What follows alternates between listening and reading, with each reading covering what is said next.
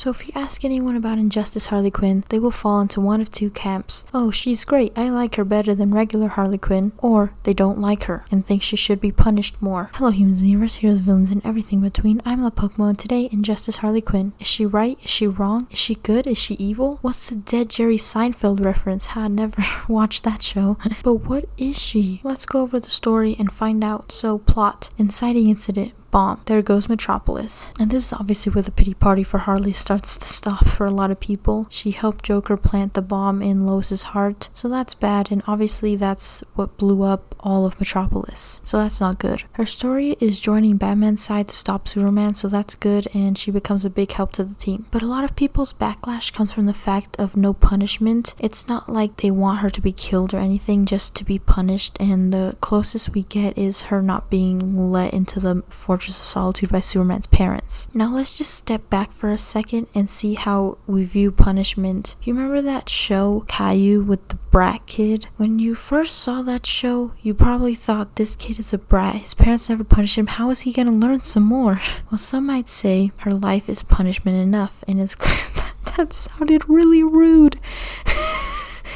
I didn't think that was gonna come out that way, but anyways, and it's clear that she learns and grows throughout the comic.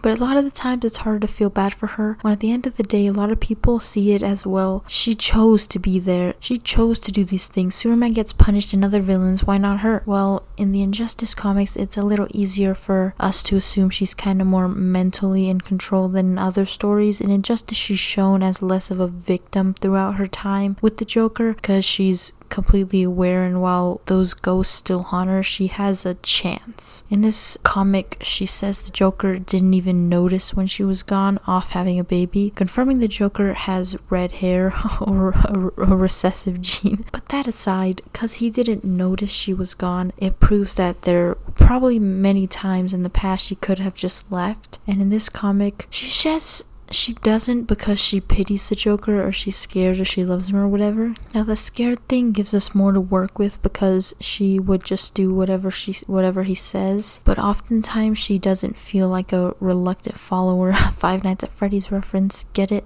The reluctant follower. Yes, I know I'm not funny, but anyways, it always seems like she's on the Joker's side, and it rubs off as just being smart enough to survive when she tells Batman and the gang she can help, and changes her H for hero and fixes the Arrow Cave's name. But would she do that for any side if Superman spared her? Would she work for him? She seems to be the kind of person who is influenced by the people around her, which is good when she's surrounded by heroes who try to help, but terrible if she's for the regime side. Kind of like Jinx in Arcane. What might have happened if he just didn't leave?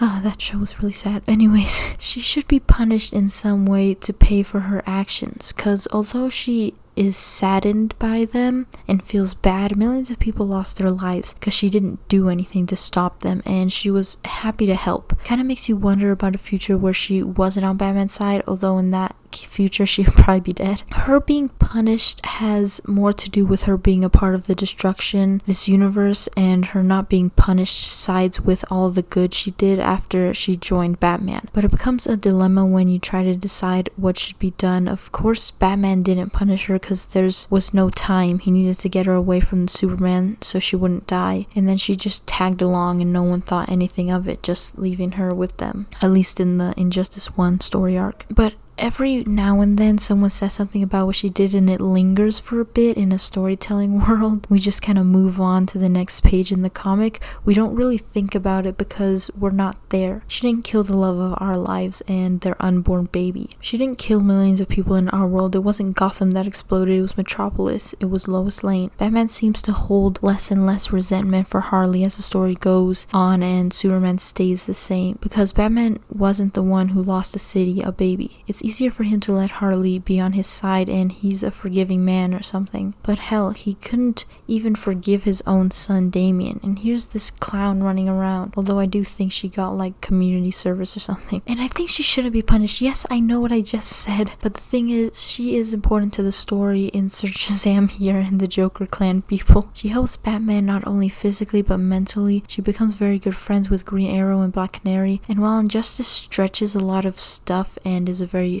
special comic, it has some good moments where Harley's not being punished proves to be the right choice, because it's not like she doesn't learn from her mistakes. She doesn't get turned evil again after this, and she honestly has the best interest of the team and the superheroes in mind. She uses non-lethal rounds and grows. Now yes, she did blow up Metropolis, but technically she was only an accomplice, and if Superman can use non-reformed villains in his regime, Batman can use one tiny teeny little changed one. I think Injustice is like the only time Harley Quinn is ever a true hero and not like an anti-hero or a villain, and obviously it pushes some of the boundaries of the character, like being good diplomatically with that whole Atlantic underwater meeting thing, seaweed. But if you never give someone the opportunity to become more themselves, then they never will. And I use that phrase because I don't really think people can change, but more so because Harley Quinn has never been evil, more just easily influenced and manipulated and taken over by emotions. She doesn't know how to control herself. She's one of those people who's having a train wreck of a life but can give you great advice. So in conclusion, should she be punished? Well, yes and no. Yes, because some form of punishment or just something for her crimes is due, but also she should be able to move past it and not be tied down by it forever, at least in the eyes of some people. So tell me what you think down in the comments, and like and subscribe, and as always, stay cool, stay weird, stay you, and I'll see you next time. Bye. Any video ideas, leave them down in the description. I'd love to hear them. Now bye.